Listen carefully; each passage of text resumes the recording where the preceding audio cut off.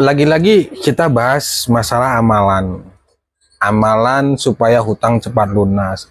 Amalan supaya yang nagih itu nggak marah-marah. Amalan supaya eh, rumah cepat laku. Amalan supaya aset tetap cepat terjual. Amalan apa lagi namanya ya? Amalan supaya jualan tetap laris. Amalan supaya apa namanya bisa nunduin orang yang nagih itu nggak marah-marah. Yang ditanya lagi-lagi amalan-amalan. Ini terus khusus buat Anda saat ini yang sedang sibuk cari-cari amalan, ganti-ganti amalan. Sudah dikasih amalan, cari lagi amalan. Udah diamalkan yang ini nggak ada, bukan nggak ada ya, maksudnya hasilnya belum dirasakan, ganti amalan. Cari guru lain, ganti lagi amalan. Jadi dari guru 1, guru 2, guru 3, dan sampai guru 100, Anda cari amalan ini, teman-teman semuanya, Anda akan berputar-putar di situ. Anda akan berputar-putar di situ. Kenapa teman-teman? Sifat dari amalan itu bukan amalannya yang salah, tapi sifat dari amalan itu apa? Istiqomah dalam mengamalkan itu.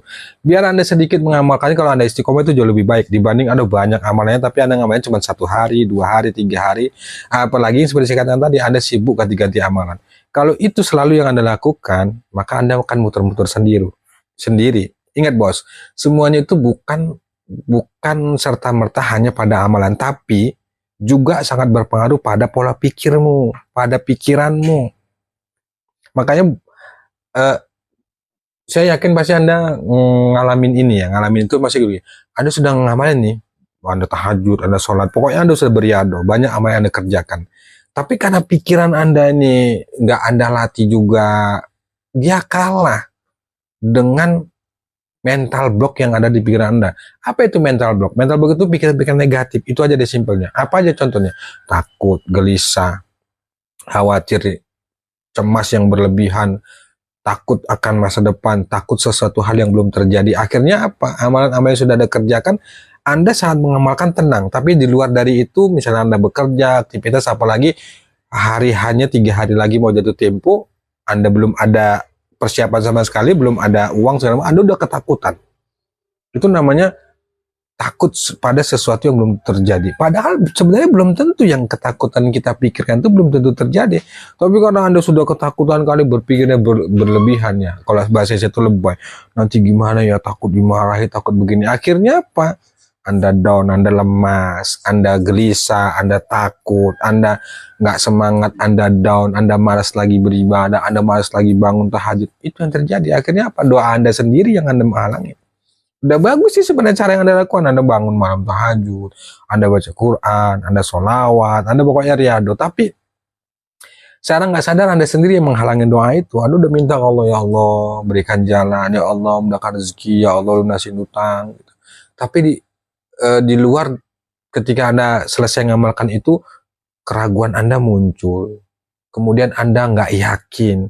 Anda bertanya-tanya, apa iya ya, dari mana jalannya ya, apa bisa ya. Itu yang sebenarnya secara nggak sadar menghalangi doa-doa Anda yang sudah Anda ucapkan, yang sudah Anda sampaikan ke Allah.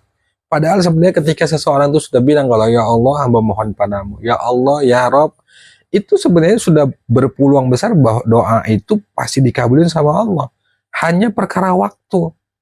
Siapapun kita, manusia, siapapun itulah yang ada di dunia itu nggak bisa menjamin, bahkan memastikan, atau nggak bisa semuanya itu harus sesuai apa yang menjadi keinginan kita. Nggak bisa. Yang ngatur dunia itu bukan kita. Yang menggenggam segalanya bukan kita, tapi Allah.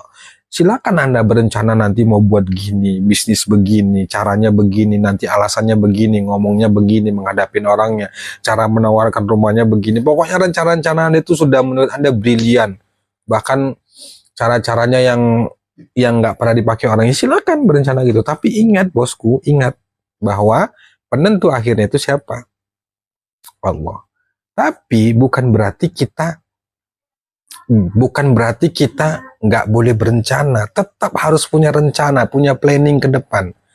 Tapi harus diingat, kita bawahin sebagus apapun planning atau rencana yang kita buat, tetap hasilnya, penentunya itu siapa? Allah. Sama dengan Anda. Nah, jadi teman-teman semuanya, kalau Anda sudah melakukan ikhtiar langit yang sudah Anda kerjakan selama ini, Anda beribadah, mengamalkanlah banyak amalan, nggak saya sebutkannya. Ya apakah itu bersolawat, baca Quran dan lain sebagainya. Kalau Anda sudah melakukan itu, jangan lupa install pikiran, program nih pikiran supaya nggak ketakutan, karena pikiran itu sangat kuat pengaruhnya terhadap kehidupan kita, sangat berpengaruh.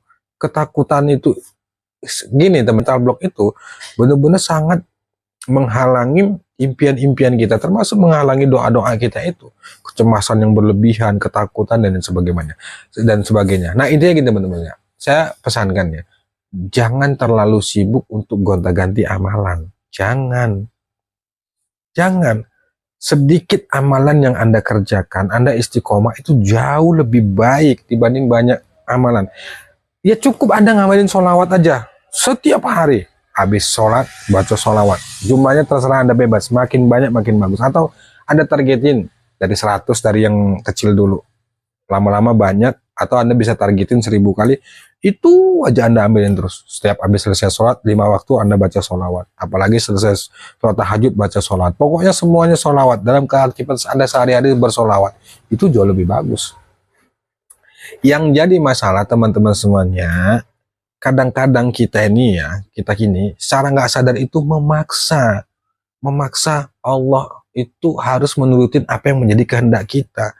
Nggak bisa bosku, kita berharap maunya itu kita ngamalin sholawat munjiat atau sholawat Jibril, atau kita melihat testimoni di YouTube dia ngamalin sholawat munjiat dapat keajaiban, terus kita ngamalin sholawat itu juga seperti yang dia baca, mau kita besok atau 1 hari, 2 hari, 3 hari langsung dapat keajaiban, langsung seperti yang dapat keajaiban yang dia dapatkan ketika dia lihat testimoni YouTube itu. Nggak bisa. Itu namanya mental instan. Mental maunya serba cepat. Kalau Anda punya mental seperti itu, Anda akan muter-muter sendiri. Akan muter-muter sendiri. Nah, yang bagus itu bagaimana? Ya berproses. Apapun itu ceritanya, harus berproses. Harus sabar, harus menikmatin suka dan dukanya itu. Ya tetap harus dihadapin. Anda harus tetap siap menerima risiko apapun yang terjadi di kedepan hari. Anda dimaki, Anda dihina, Anda lelah, Anda capek, Anda bosan, Anda sudah nggak ngerti lagi, rasanya dunia ini gelap, mentok, rasanya Anda ingin mau mati, mau bunuh diri, rasanya benar-benar nggak enak, nggak bisa diucapkan dengan kata-kata, ya itulah resikonya. Itu resikonya, nggak usah jauh-jauh deh, saya balikin aja. Misalnya, Anda dimaki-maki nih karena Anda nggak bisa bayar utang, dimarahi, diancam segala macam. Coba dibalik aja posisinya, Anda yang mengutangin orang nih sampai jutaan bahkan miliaran gitu. Orang yang Anda utangin itu tiba-tiba dia janji tanggal sekian bayar, dia nggak bayar. Anda apa yang Anda rasakan? Pasti Anda marah. Bahkan Anda emosi, kalau nggak terkontrol emosi Anda, bisa jadi Anda mau maki-maki dia, menghina dia dan segala macamnya. Ya sama. Kalau Anda saat ini lagi dihina, lagi dimaki, direndahkan atau diperlakukan yang nggak enak, yang Anda harapkan, ya memang begitulah resikonya. Hadapi itu. Terima itu. Ketika Anda sudah siap menghadapi semua hal resiko itu, baru Anda masuk pada amalan. Di sana ada istighfar, ada sholawat, ada bangun malam, ada amalan-amalan yang lainnya. Belajar ridho, belajar ikhlas, belajar yakin. Semuanya itu, kemanapun Anda belajar, pasti yang nomor satu itu yang selalu disampaikan itu adalah amalkan ini, yakin ya, jaga sholat, kerjakan tahajud, banyak sholawat, banyak baca Quran, baca ini, lakukan ini, ujung-ujungnya amalan. Tapi begitu Anda dikasih amalan, kalau pikiran Anda tetap nggak yakin, Anda ragu, Anda cemas, Anda khawatir, ini sama aja. Amalan mau sehebat apapun atau guru yang memberi Anda guru, kalau Anda mengamalkan itu Anda nggak yakin, nggak istiqomah, ini sama aja. Semuanya itu dari pola pikir Anda. Makanya selain Anda menata amalan, Anda juga harus menata pikiran Anda. Makanya pelajari juga yang bisa pengembangan pikiran, ya, menata pikiran, menghilangkan mental block, bagaimana supaya yakin, bagaimana supaya nggak ragu, bagaimana supaya kita ini benar-benar menghilangkan, nggak khawatir, nggak cemas, itu perlu dipelajarin. Dan yang paling penting, ingat teman-teman, di akhir video ini, hilangkanlah sifat mental instan. Jauhkan itu teman-teman semuanya. Tidak ada yang instan di dunia, semuanya butuh proses. Semuanya butuh proses, nggak perlu saya sebutkan lah, banyak ya, orang mau makan aja harus ngambil dulu, masak dulu, pokoknya banyak hal. Gak serba langsung bisa. Walaupun sebenarnya itu mudah bagi Allah, tapi faktanya itu tetap berproses.